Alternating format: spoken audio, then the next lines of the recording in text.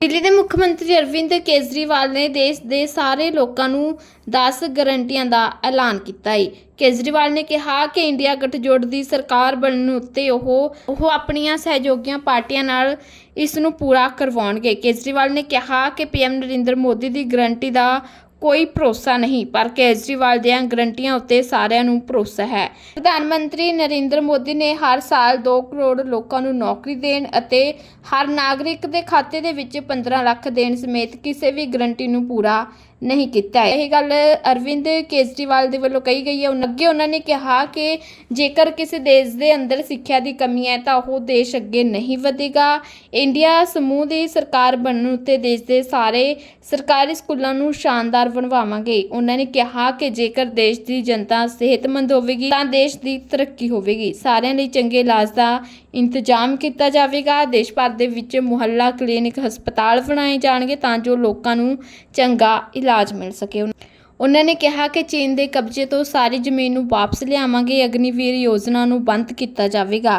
ਹੁਣ ਤੱਕ ਜੋ ਵੀ ਅਗਨੀਵੀਰ ਯੋਜਨਾ ਦੇ ਤਹਿਤ ਫੌਜ ਦੇ ਵਿੱਚ ਨੌਜਵਾਨ ਭਰਤੀ ਹੋਏ ਹਨ ਉਹਨਾਂ ਨੂੰ ਪੱਕਾ ਕੀਤਾ ਜਾਵੇਗਾ। ਕਿਸਾਨਾਂ ਨੂੰ ਫਸਲਾਂ ਦੀ ਪੂਰੀ ਕੀਮਤ ਦਿੱਤੀ ਜਾਵੇਗੀ। ਐਮਐਸਪੀ ਮੁਤਾਬਕ ਸਾਰੀਆਂ फसलों की खरीदारी की जाएगी। देश में मोदी की गारंटी की भी मोदी जी की पुरानी गारंटियों के बारे में मैं थोड़ा सा नजर डालना चाहूंगा। जनता तय कर लेगी कि मोदी की गारंटी पे विश्वास करना है कि केजरीवाल की गारंटी पे विश्वास करना है। मोदी जी ने गारंटी दी थी 15 लाख रुपए हर एक के अकाउंट में जमा कराएंगे, वो उन्होंने नहीं कराए। मोदी जी ने गारंटी दी थी हर साल 2 करोड़ रोजगार तैयार किए जाएंगे, वो उन्होंने नहीं किए। मोदी जी ने गारंटी दी थी स्वामीनाथन रिपोर्ट लागू करके उसके हिसाब से किसानों को फसलों के दाम दिए जाएंगे, उन्होंने प्रधानमंत्री बनने के बाद इसको खारिज कर दिया कि मैं नहीं करूंगा। कि ढेरों गारंटी दी थी जो कि कोई गारंटी पूरी नहीं हुई। इसके पहले जब जब चुनाव आए केजरीवाल ने गारंटी दी थी दिल्ली में और पंजाब में बिजली मुफ्त करेंगे, हमने बिजली मुफ्त कर दी। हमने गारंटी दी थी बिजली 24 घंटे करेंगे, हमने बिजली 24 घंटे कर दी। हमने गारंटी दी थी शानदार स्कूल बनाएंगे, हमने बच्चों की शिक्षा के लिए शानदार स्कूल बनाए। हमने गारंटी दी थी मोहल्ला क्लिनिक बनाएंगे, हमने जितनी गारंटी दी थी सारी गारंटी पूरी की। तो एक तरफ है मोदी की गारंटी, एक तरफ है केजरीवाल की गारंटी। मोदी की गारंटी का हम देख चुके हैं कि मोदी की गारंटी यकीन करने का लायक नहीं है। और अब तो अगली साल चूंकि मोदी जी रिटायर होंगे तो उनकी रिटायरमेंट के बाद मोदी की गारंटी कौन पूरी करेगा इसका भी कोई वो नहीं है। और केजरीवाल की गारंटी, केजरीवाल यही है, कहीं नहीं जा रहा, तो केजरीवाल की गारंटी पूरी करने की गारंटी केजरीवाल लेता है। 10 गारंटी क्या है मैं एक एक करके बताता हूं। सबसे पहली गारंटी है देश के अंदर 24 घंटे बिजली का इंतजाम करेंगे। 1.25 लाख करोड़ रुपए का खर्चा आएगा। देश के सारे सरकारी स्कूलों को शानदार बनाएंगे, अच्छे बनाएंगे, प्राइवेट स्कूलों से भी बेहतर बनाएंगे। और इस देश के अंदर पैदा होने वाले हर बच्चे के लिए, चाहे वो अमीर का बच्चा हो चाहे गरीब का बच्चा हो, अच्छी शानदार और फ्री शिक्षा का इंतजाम किया जाएगा। इस काम को करने के लिए 5 लाख करोड़ रुपए लगेंगे। 2.5 लाख करोड़ रुपए केंद्र सरकार देगी, 2.5 लाख करोड़ रुपए राज्य सरकार देगी। हर साल 5 साल में हर साल 50,000 करोड़ रुपए का खर्चा आएगा केंद्र सरकार को। 50,000 करोड़ तो कुछ भी नहीं है। अगर 50,000 करोड़ रुपए सालाना खर्चे में मेरे देश के बच्चा अगर 18 करोड़ बच्चों को अच्छी शिक्षा मिल जाए, इससे अच्छा और क्या हो सकता है। तीसरा, स्वास्थ्य।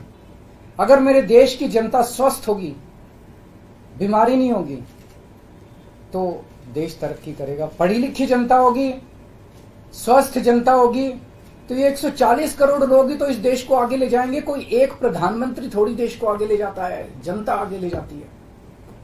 तो सब लोगों को अच्छे इलाज का इंतजाम करेंगे। पूरे देश में कोने कोने में, हर गांव में, हर मोहल्ले में मोहल्ला क्लिनिक खोला जाएगा। शानदार डिस्ट्रिक्ट हॉस्पिटल जितने हैं उनको मल्टी स्पेशलिटी बना के उनको शानदार प्राइवेट हॉस्पिटल्स की तर्ज पे बनाया जाएगा। और इस देश में पैदा होने वाले हर व्यक्ति का पूरा इलाज मुफ्त होगा। हेल्थ इंफ्रास्ट्रक्चर क्रिएट करेंगे, अस्पताल बनाएंगे, मोहल्ला क्लिनिक बनाएंगे, ताकि लोग वहां जाके अपना इलाज करा सकें और सबका इलाज मुफ्त होगा, चाहे अमीर हो चाहे गरीब हो। इसके लिए भी 5 लाख करोड़ रुपए का खर्चा आएगा। राष्ट्र सर्वोपरि हमारी चौथी गारंटी। चीन ने हमारे देश की जमीन पे कब्जा कर लिया।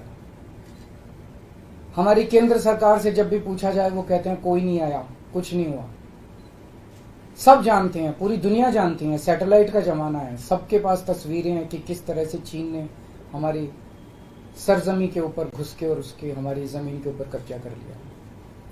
जुठलाने से समस्या का समाधान नहीं होगा, लोगों से छुपाने से समस्या का समाधान नहीं होगा। हमारे देश की सेना के अंदर बहुत ताकत है। हमारे देश की सेना को एक बार इजाजत तो दीजिए, उसको स्वतंत्रता तो दीजिए काम करने की। वो देखिए आपको जीत के लाती है।